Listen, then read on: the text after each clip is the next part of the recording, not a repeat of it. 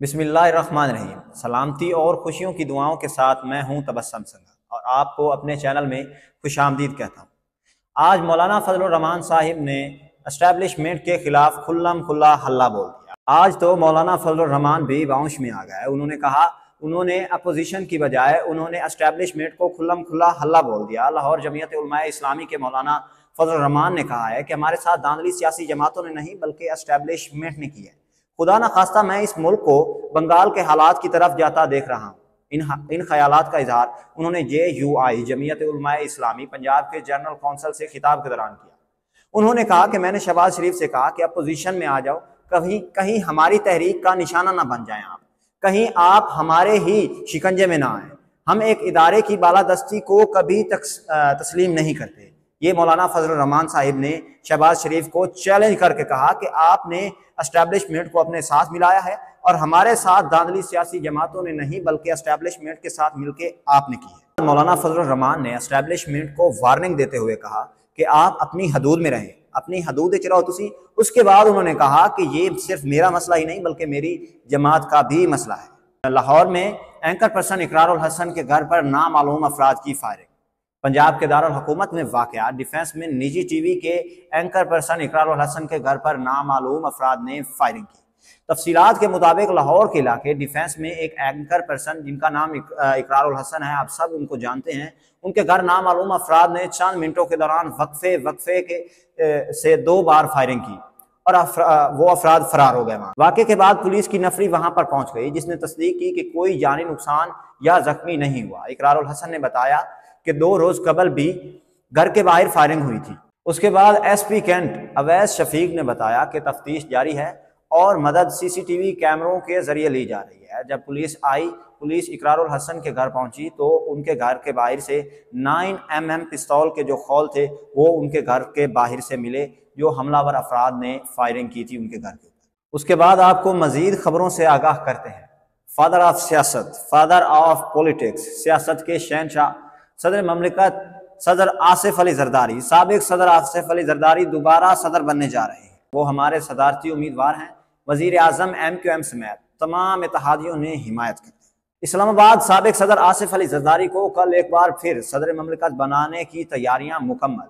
मुस्लिम league नून, MQM, Balochistan अवामी party, इस्तेकाम party Pakistan समेत दीगर इत्तेहादी जमातों ने सदर के इंतखाब के लिए आसिफ जरदारी के नाम की हिमायत कर दी। वज़ीर आज़म शहबाज शरीफ का कहना है कि मुल्क को होशरबा चैलेंजेस दरपेश हैं। खुफिया साजिश के जरिए हमारी मुआशी जड़ों को खोखला किया जा रहा है। मिलकर मुल्क की कश्ती को पार लगाना है। हमारे सदारती उम्मीदवार आसिफ अली जरदारी 9 मार्च को भारी अक्सरियत से कामयाब होंगे और हम मुल्क की मुआशी बेहतरी के लिए मिलकर काम करेंगे। जबकि पीपल्स पार्टी के शरीक चेयरमैन और सदारती उम्मीदवार पॉलिटिक्स के बाप सदर आसिफ अली जरदारी ने कहा कि आइंस्टाइन चैलेंजों से नहीं डरा। उन्होंने शहबाज शरीफ को कहा, उन्होंने कहा कि आइंस्टाइन चैलेंजेस से नहीं डरा, हर मुश्किल में उनके साथ खड़ा हूं और ताउन करेंगे, पाकिस्तान को ऐसा बनाएंगे जिस पर सबको फख्र हो। पीपल्स पार्टी के चेयरमैन बिलावल भुट्टो ने कहा कि आसिफ जरदारी सदारती इंतखाब में कामयाब होंगे। इसमें या तो हम पागल हैं या हमें पागल बनाया जा रहा है। ये जानी दुश्मन, ये रिवायती हरीफ जो 3 साल पहले 4 साल पहले एक दूसरे से बात करना भी नहीं गवारा करते थे, आज कह रहे हैं कि हमने मिलकर मुल्क की जो कश्ती है उसको पार लगाना है। अब आप खुद गौर व फिक्र करें, खुद सर्च करें, तलाश करें, रिसर्च करें कि ये कहाँ से हमसे गलती हुई है। पुरानी वीडियोस सोशल मीडिया पर हर कहीं पड़ी हुई है।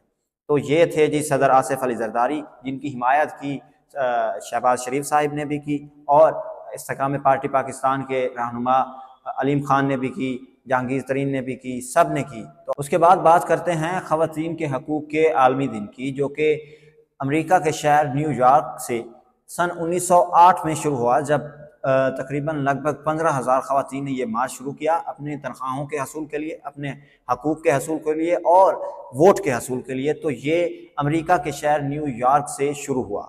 आज पाकिस्तान समेत दुनिया भर में आलमी यौम ख़वातीन मनाया जा रहा है, जिसका मकसद ख़वातीन को बुनियादी हकूक़ की फरहमी यकीनी बनाना है। ये एक तस्लीम शुदा हकीकत है कि माशरे के हुस्न वक़ार, तंजीम और इस्तेकाम का राज ख़वातीन की पुरखलूस कुर्बानियों और लाजवाल जद्दोजहद में पोशीदा है। मगर यह भी तारीख़ आलम की एक तल्ख़ हकीकत है कि दुनिया की बेशतर तहजीबों में ख़वातीन को वो मकाम और मर्तबा नहीं दिया गया जिसकी वो मुस्तहिक थी, मुस्तहिक हैं।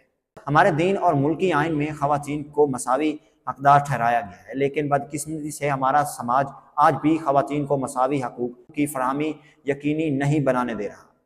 गो कि हमारे मुल्क में हर शोबा ज़िंदगी में ख़वातीन की नुमाइंदगी मौजूद है, लेकिन ये उनकी आबादी के तनासब से बहुत बहुत कम है। ख़वातीन को उनकी आबादी के तनासब से मुआशी तरक्की के मौके फराम किए बगैर मुल्क को मुआशी तौर पर मुस्तहकम करना नामुमकिन है। ख़वातीन का हर शोबा ज़िंदगी में एक मुकम्मल रोल है। एक अंदाजे के मुताबिक अगर आबादी के इस निस्फ का 100% मुआशी सरगर्मियों से मुंसलिक हो जाए तो मुल्क की GDP की शरह 10 वर्षों में 2 गुना हो सकती है, जो कि ख़वातीन की मदद से ही होगी। तो अपने इस प्यारे से मुल्क में, इस शादबाद मुल्क में जो कि अभी तो बिल्कुल ही बिखरा हुआ है, ख़वातीन को मुकम्मल हकूक़ की फराहमी दी जानी चाहिए।